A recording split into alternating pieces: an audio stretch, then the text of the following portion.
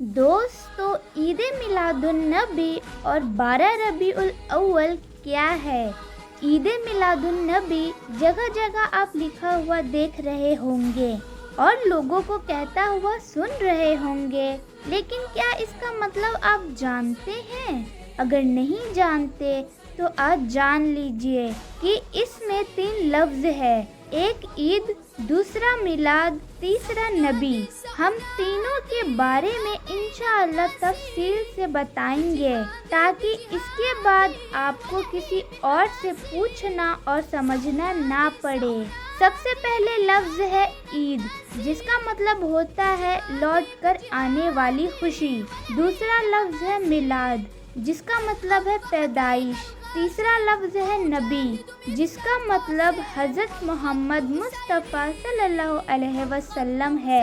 अगर इन तीनों लफ्ज़ों का एक साथ मतलब बयान करें तो इसका मतलब होता है नबी की पैदाइश की खुशी, क्योंकि हमारे नबी सल्लल्लाहु अलैहि वसल्लम इसी दिन पैदा हुए थे।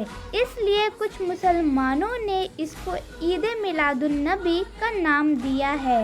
ईद मिलादुन्नबी कब मनाया जाता है? तो दोस्तों, रबीउल अव्वल इस्लामी साल का तीसरा महीना है और इसकी 12 तारीख को ईद मिलादुन्नबी मनाया जाता है। वैसे तो ये तय नहीं है कि इसी दिन अल्लाह के नबी सल्लल्लाहु अलैहि वसल्लम की पैदाइश हुई थी, क्योंकि कुछ लोगों की रिसर्च के हिसाब से 9 तारीख है, कुछ के हिसाब से 11 है, लेकिन ज़्यादातर रिसर्च करने वालों ने 12 तारीख ही बताया है। इसीलिए लोग इसी तारीख को पैदाइश मनाते हैं। 12 वफ़ात का क्या मतलब है? इसका मतलब है कि 12 रबीउल अव्वल को हमारे नबी वफ़ात पा गए और इस दुनिया से पर्दा फरमा गए, यानी इस फ़ानी दुनिया से उस दुनिया की तरफ तशरीफ़ ले गए जो हमेशा रहने वाली है और जहां अल्लाह ताला ने अपने दीदार का वादा फरमाया। इसीलिए लोग इसी दिन को 12 वफ़ात भी कहते हैं। दोस्तों, क्या आप जानते हैं ईद मिलादुन्नबी मनाना जायज़ है या नाजायज़ है? कुछ लोग कहते हैं कि ईद मिलादुन्नबी मनाना चाहिए, कुछ लोग कहते हैं कि नहीं। मेरा ख्याल है कि मनाना हर किसी को चाहिए। हाँ, वो मनाने का तरीका क्या हो, इस वीडियो में हम 2 तरह के लोगों के मनाने का तरीका बता रहे हैं। आप खुद फैसला कीजिए कि कैसे इस मुबारक दिन को मनाया जाए और कौन से लोग इनसे ज़्यादा बेहतर है। मिलादुन्नबी मनाने वाले की पहली किस्म, अपने घर पर झंडा लगा लेना, जुलूस में चले जाना, अपने घरों को रोशन करना, नबी की याद में मेला लगाना और मेले में औरतों और मर्दों का बेपर्दा घूमना। मिलादुन्नबी मनाने वालों की दूसरी किस्म, कोई सुन्नत जिंदा करना, यानी जिस सुन्नत पर अभी तक अमल नहीं किया था उस पर अमल करने का इरादा करना। जितना हो सके नबी के काम को आगे बढ़ाने का इरादा करना, नबी की ज़िंदगी पर कोई बयान या कोई किताब पढ़ना, दीन की राह में नबी पर कोई तमाम मुश्किलों को याद करना, नबी के तमाम हुक्मों पर अमल करने का इरादा करना, इस दिन आसपास के गरीबों की मदद करना, पूरा दिन दरूद शरीफ पढ़ना और इबादत में गुजारना।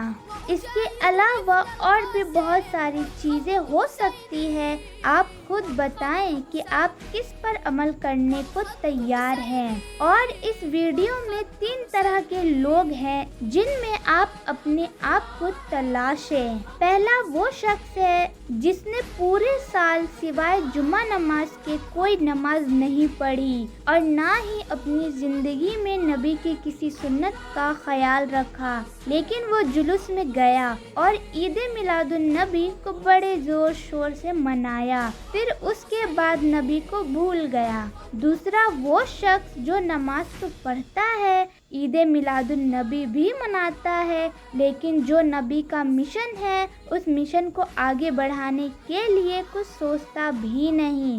جیسے نبی کے بعد لوگوں تک صحیح بات پہنچانے کے لیے صحابہ نے اپنی جان تک دے دی تھی، لیکن اس شخص نے صرف خود سے مطلب رکھا اور اپنے آپ کو نبی کا سچا پیروکار بتاتا رہا۔ تیسرا وہ شخص ہے جو نبی کی زندگی کو صرف ایک دن کے لیے نہیں بلکہ سال کے ہر دن ہر وقت نبی کی سنتوں پر چلنے کی کوشش کرتا ہے اور نبی کے مشن کو آگے بڑھانے کی ہر ممکن کوشش کرتا ہے اور 12 ربیع الاول کو عبادت میں گزارتا ہے۔ جیسے کہ اللہ کے رسول صلی اللہ علیہ وسلم دوشنبہ یعنی منڈے کو روزہ رکھتے تھے، تو صحابہ نے پوچھا کہ آپ اس دن روزہ کیوں رکھتے ہیں؟ تو آپ نے فرمایا کہ اس دن میری پیدائش ہوئی تھی، یعنی نبی اپنی پیدائش کے دن روزہ رکھتے ہیں اور عبادت کرتے تھے، اسی لیے یہ شخص اس دن کو عبادت کا دن کا قرار دیتا ہے اور اس دن طے کرتا ہے کہ جن سنتوں پر اب تک عمل نہیں کیا تھا ان سنتوں پر عمل کروں گا اور اپنی زندگی کو اسلام کے مطابق اور زیادہ بہتر بنانے کی کوشش کروں گا۔ اللہ تعالی ہم سب کو ہمارے نبی کی سنتوں پر عمل کرنے کی توفیق عطا فرمائے اور اسلام کو بلندی عطا فرمائے۔